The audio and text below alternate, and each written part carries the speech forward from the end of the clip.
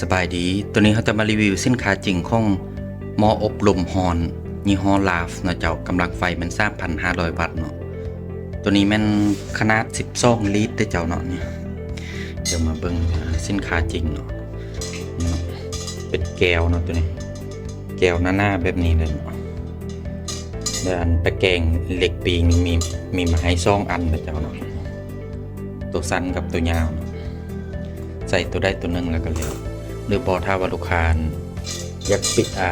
ใส่2 อันแบบนี้ก็ได้เนาะตัวนี้มันเด็กจับนะเจ้าเนาะสำหรับอันเวลาเขาอันสิ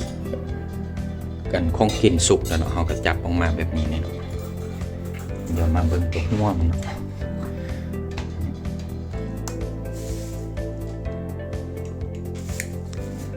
ซึ่งเดี๋ยวเราจะมาพามาเบิ่งตัวหัวมันนี่อันทางในลวดความร้อนมันจะเป็นแก้วแล้วเนาะเจ้าเนาะแบบใหม่เนี่ยคือแบบเก่านี่มันจะเป็นเหล็กเนาะเป็นลวดความร้อนที่ว่าเป็นเหล็กเนาะตัวนี้จะเป็นแก้วแล้ว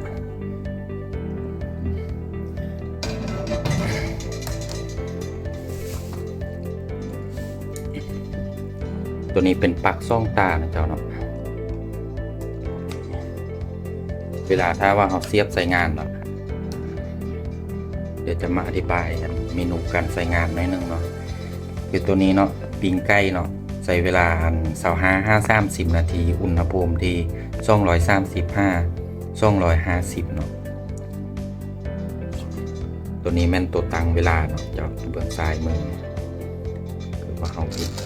สามารถปรับได้ฮอต60 นาทีเนาะตัวส่วนอีกอันเบื้องขั้วมือนี่ไม่นานตัวปรับอุณหภูมิได้จะสามารถปรับได้ฮอต250 องศา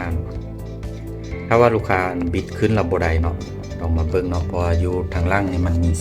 สวิตช์ของมันเนาะต้องเอาอันนี้ลงเนาะแบบนี้เลยเนาะเป็นลวดนี่แจงๆแบบนี้เลยโอเค